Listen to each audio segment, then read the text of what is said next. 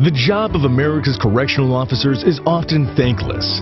However, First Responder Nation recognizes the importance of the thin gray line. We have curated a collection of corrections collectibles, including challenge coins, medallions, pins, keychains, and more, all available at amazing prices.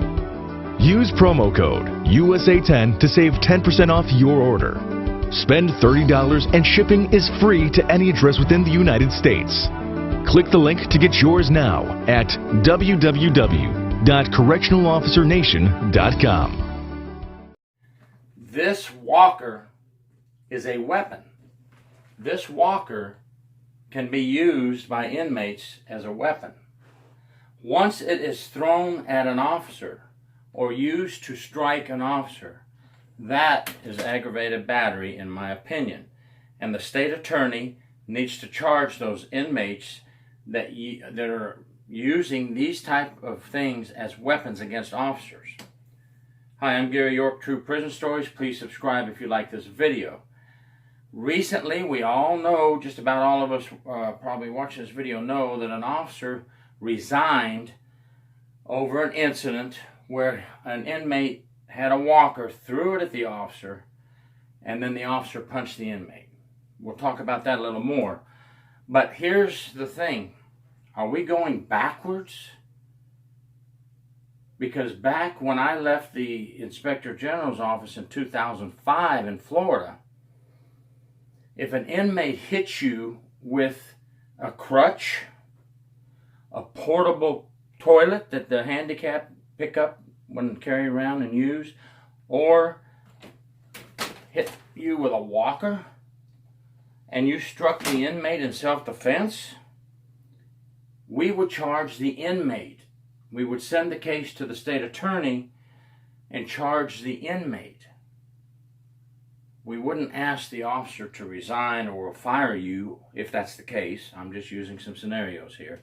I kind of get the feeling he didn't just resign out of the blue. There must have been some pressure put on him by the administration in the case of this one officer in this one video. But I've also had cases where an inmate would just simultaneously spit right in an officer's face and the officer popped him. Reaction. You're walking along, you got an inmate, he turns, he spits in your face, pop him. We didn't charge. Now, if he took him down to the ground, handcuffed him, and then everybody starts beating the inmate, that's a different story. I'm talking about, reaction, defensive reaction. We would charge the inmate with assault, bodily fluids on an officer's body. We didn't tell the officer, you better resign or we're going to fire you or anything like that. So that was in 2005 when I went to the Sheriff's Department after that and finished out my last 12 years. Now, with that said, both in the state prison system and the county sheriff's office on training day, I remember, I just retired last year, on training day, we would go into a big room with mats and we would have our self-defense portion of training. So, we would have me holding a bag and my partner, we would switch over later. One line had the bag and the other line would do the strikes and punches and kicks. And we would do strikes and we would do knees and we would do kicks. Still, I retired in 2018, and we were still being taught this. So, if agencies are still teaching this, or state requirements still say you must teach the punch, strike, kick, knee for self-defense to the officers, you've taught this to your officers. Now an inmate throws a weapon at me, trying to harm me, and I punch him. But now I have to resign? I don't know the whole story in that one situation, but I'm just doing this for any officers out there in the future. We need to try to have a little common sense if we are the people investigating this incident and the administrators who have to make the final decision. In the particular video, and I'll put it on at the end of this video, just so you can see for yourself if you haven't seen it yet. I think most of you have seen it. The officer is no way in an aggressive manner. He's standing by the cell door, passive, just standing there, just waiting for the inmate to come out. And the inmate comes out with his walker and throws it at the officer and hits him, and he steps up and hits the inmate. We don't see any more after that. I don't see him going in the cell. Maybe he did, maybe he didn't. Of course, the best thing to do when the inmate went back in the cell, even though you've been hit, you just punch him. He's in the cell now, close the door, and it's over. And it does not look to me, it looks like the officer stopped at the cell door entrance. Okay? So, granted, I don't know what happened after that. If somebody knows, please let us know. Because we're all out here thinking, how in the world can you punish the officer for this type of situation?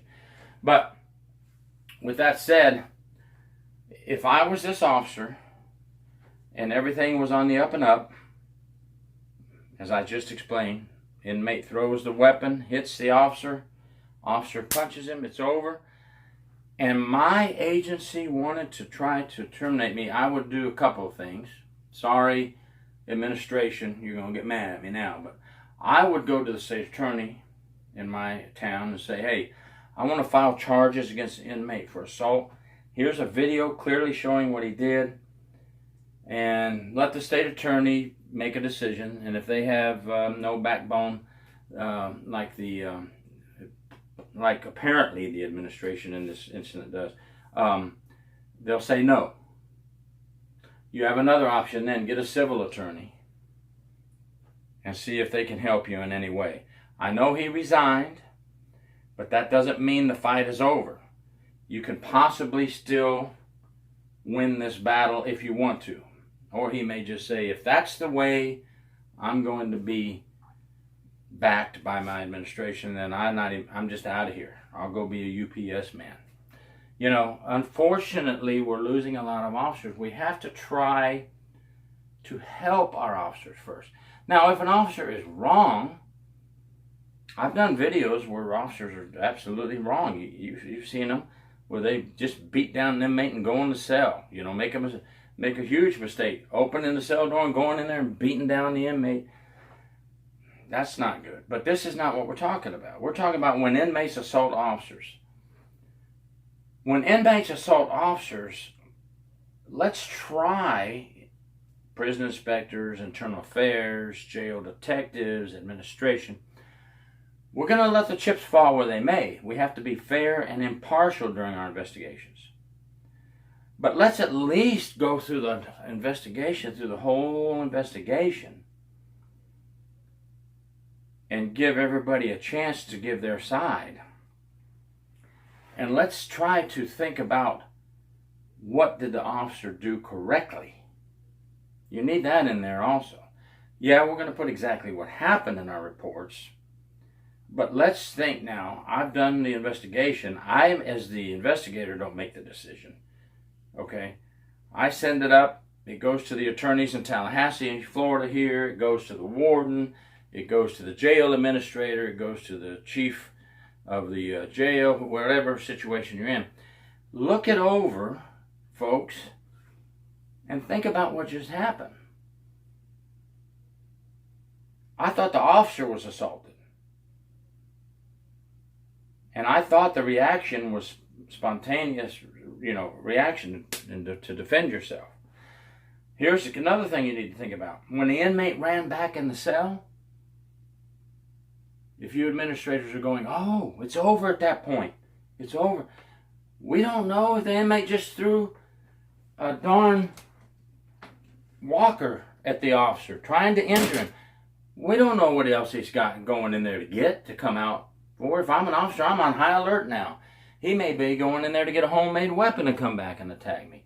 He may be going in there to get a shit bomb and throw it on me, or a urine bomb and throw it on me. We don't know what this inmate is going to do. He's already proven that he can be violent. So we don't know what he's going to do.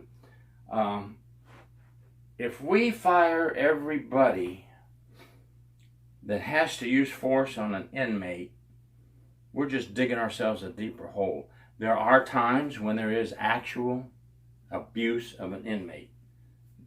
they need to be fired. Sorry on that one, folks, but that's the truth.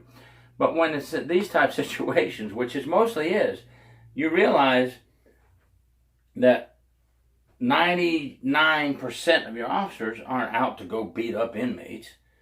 They're the ones getting assaulted. The officers are. We'll take care of the 1% that are corrupt and abuse inmates. We'll take care of that problem. But folks, you better start taking care of the honest officers and the ones that are getting attacked. This officer looked passive to me. Only when he was struck with a weapon did he become defensive against the inmate. And as I said, we don't know what that inmate ran back in there for. There's even been homemade zip guns found in prisons and jails. Maybe he went back in for that. He probably didn't have one, I know, but I'm just saying, the possibilities people don't think about. This is not over when the inmate runs back in the cell. Now, we're not going to run in the cell and go beat him up. We're going to shut the door. We're going to file charges on the inmate, and administration is going to go to the officer and say, how are you? Are you okay? You have any injuries from the weapon that struck you? At least that's what I would do. I would hope that administration would do it. But for some reason, this officer in this particular video resigned, telling me that possibly, administration has caved in to the peer pressures of outside. That officer struck a medical inmate, struck a handicapped inmate. Didn't seem so handicapped to me. He walked out of the cell, picked up the walker, threw it at the officer and hit him, and quickly went back in the cell. How handicapped is he? Does he need that walker even? And how many times have we seen inmates on crutches doing the old crutch game? And the next thing you know, they're on the compound throwing down the crutches fighting another inmate, and they're just fine. They're out there in that stance, and they're out there fighting. I had to stand up for this video, folks. That kind of got me fired up because we need to watch out when officers get assaulted. How many times have we seen inmates in wheelchairs being pushed by another inmate? You know? And I'll sit in this walker. And here we are, and the inmate's like this, and he's being pushed to the chow hall, being pushed to medical, being pushed to dental. And then he doesn't like something, and he stands up out of the chair, and let's go, come on. Come on, CO, I'm going to pop your ass. How many times have we seen that? Always be on the alert. You can never say that a handicapped or a medical inmate is not dangerous. Administration, please. Folks, send this out to the administration. I don't give a darn who sees it. I would have said this when I worked, and I did say this a lot when I worked. I sometimes tick some people off when I say these things. And I ticked people off when I was at work. I didn't do it in a mean way or an aggressive way. I would tactfully try to tell people of higher rank than me what I thought and what I've experienced during my years of investigations of prisons. Some would actually say, you're right, and we need to look at it. And others would just be like, you know, you're not an inspector anymore, you're now over here with us, and you're starting over with a new rank, because that's what happens sometimes when you change. Some people get lucky and they leave one agency, lose their rank, start back in the uniform as a sixth lead, which I did, and then I worked up to master deputy. And others are lucky and they'll walk right into an administrative job. But I try to tell people, don't forget where you came from. Just because now you're in an office. I had an office 14 years out of 28 and a half. So folks, if you're wondering about me, I had 14.5 years on the floor between the prison and the jail. On the floor with inmates. And I had 14 years in a nice little shirt and tie and a burgundy briefcase that I'm known for. I always have my burgundy briefcase. So I had half and half. I'm not going to stand here and tell you I did 30 years on the floor. I did 14.5 on the floor, 14 with a nice suit and tie and a pretty little desk.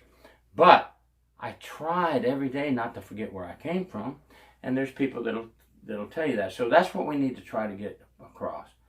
Please let me know what you think at the bottom of this video about this situation with this officer here. And I'll put the video on now. But remember, these things happen across the country daily somewhere. A medical inmate hits an officer with a crutch, hits a nurse with a crutch. Medical inmates have saved their razor blades. I've done a case where the nurse is handing the inmate his medication, trying to help the inmate. He reaches out and slices the top of her hand with a razor blade. Okay? Medical inmates are no exception to the rule.